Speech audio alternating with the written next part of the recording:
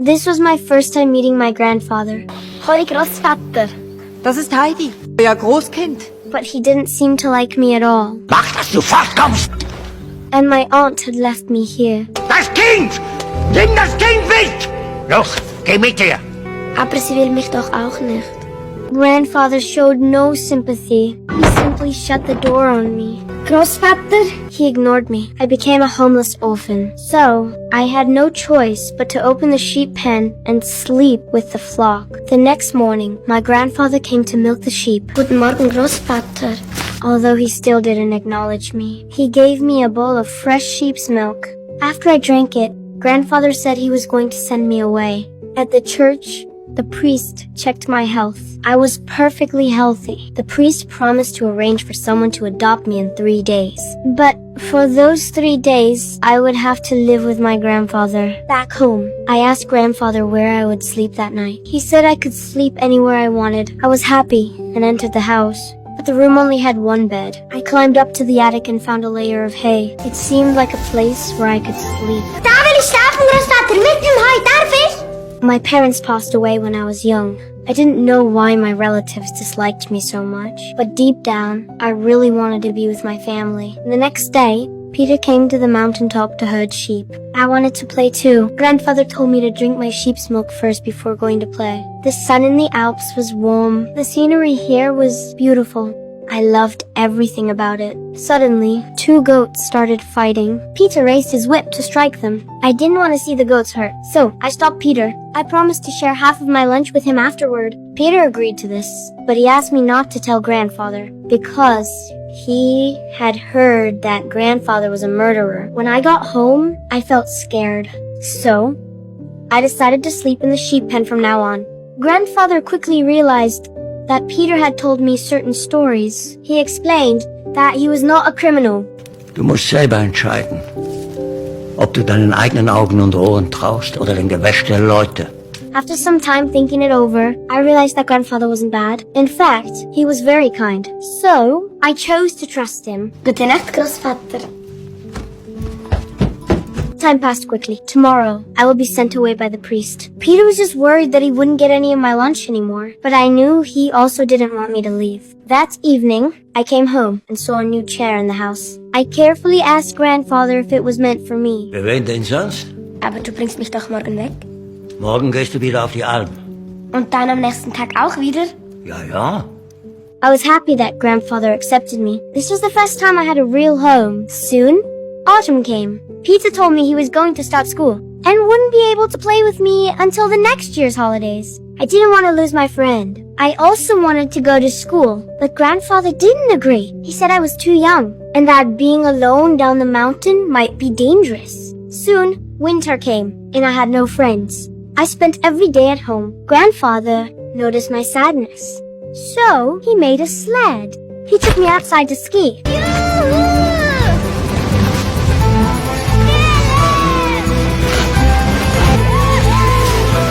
Though it was cold outside, it was the happiest moment I had.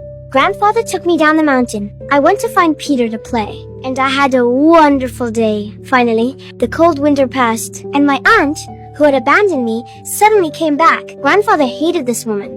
So, he immediately kicked her out. But she didn't leave. Instead, she found me on the mountain. She said she had found me a new home, and Grandfather wanted me to leave. At that time, I was too young to realize that everything my aunt said was a lie. She took me down the mountain, and from that moment on, I was separated from Grandfather. I didn't even get to say goodbye. My aunt brought me to a big city. The family that adopted me was very wealthy.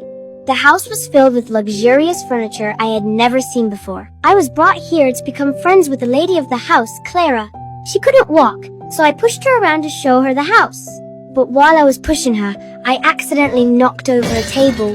The housekeeper heard the noise and came to check, and Clara said she had accidentally knocked the table over. She was so kind. I really appreciated her. Since I had never received any etiquette training, my rough behavior was often criticized by the housekeeper. At mealtime, when bread was served, it was the softest and most fragrant bread I had ever seen. So, every day, I would secretly hide a piece of bread and bring it home to Peter and Grandfather. Slowly, I adapted to life here, but I also grew more homesick. I asked the male housekeeper to open the window for me, but I realized that I couldn't see the Alps from here. The housekeeper suggested I go to the highest tower in the city, but when I reached the top, I saw that even there I couldn't see the mountains.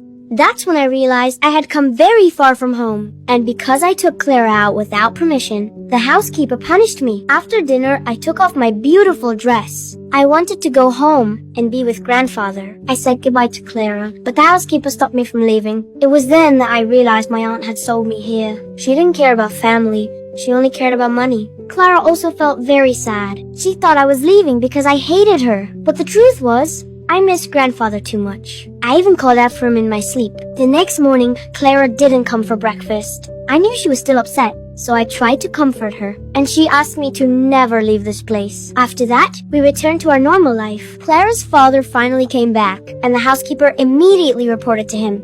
She thought I was mischievous and stupid, and that staying here would only affect Clara. Clara's father was considering whether to send me away. One evening, Clara's grandmother told me a story. It was about a little lamb that got lost on the mountain, and snow started to fall. I happily said that Peter and I had lost sheep before. Da, wo du herkommst, das ist sicher sehr anders. When I heard about my hometown, I felt silent. I didn't dare to admit how much I wanted to go home. I wanted to know what happened next in the story, but grandmother told me to study hard and read the rest of the story myself. Wenn du jetzt lesen könntest, dann wüsstest du, wie die Geschichte weitergeht. After some time of studying, I really could read by myself. Everyone noticed my progress, and they agreed I could stay here. Soll sie auch bei uns bleiben? Für immer? Ja, mein Kind, für immer. But I didn't feel happy. The doctor saw through my thoughts. Vermisst wohl dein Zuhause, meine kleine Heidi, hm?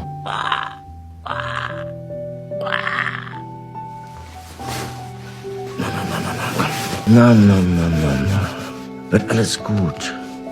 He told Clara's father about my situation, and now he had to choose between sending me home or letting Clara lose her friend. The next day, he told Clara that I missed my hometown, and he had decided to send me back, but Clara didn't want to live alone anymore. Was soll ich denn ohne Heidi? Es muss leider sein. Heidis Krankheit heilt nur, wenn sie... Aber ich will, dass sie hier bleibt! Clara. Ich bin auch krank und ganz alleine! Geh nur! Geht zu den Ölen und Peter! Geht doch alle!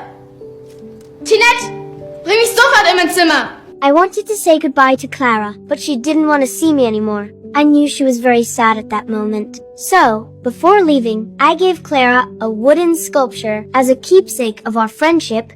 Wir werden sehen. The housekeeper took me back home. I was finally back in the familiar place. I rushed to see Peter again. After giving them the bread, I immediately headed up the mountain. I couldn't wait to see grandfather again.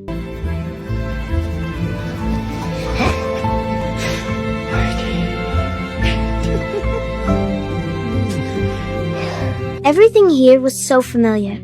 I was living freely again. Soon, winter came, and I was old enough to start school. In class, the teacher asked what everyone's dreams were. Some wanted to be blacksmiths, some wanted to be farmers. But I was the only one who said I wanted to become a writer. But my answer was met with laughter from the others. In the following days, I kept writing letters to Clara, hoping she could come here and visit. When Clara received the letter, she also wanted to see me again. And so, her grandmother really brought her to the Alps. I saw her again. We played together happily, living a free life. And this life, which Clara had never experienced before, made her feel very happy. The beautiful scenery here was something she had never seen in the city. Everything looked so wonderful. Then, a butterfly flew to her feet. She instinctively reached out to catch it, and a miracle happened right then. She managed to stand up. Soon after, Clara's father arrived, and when he saw Clara standing alone, he was completely shocked. Papa! Kind. Du läufst.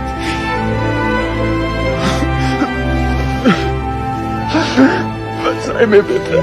When they left, Grandmother gave me a gift. It was a notebook. Grandmother told me to fill the notebook with stories. I took the pen. Looking at the Alps, with sunshine and fresh air, I knew I would always live freely and happily here.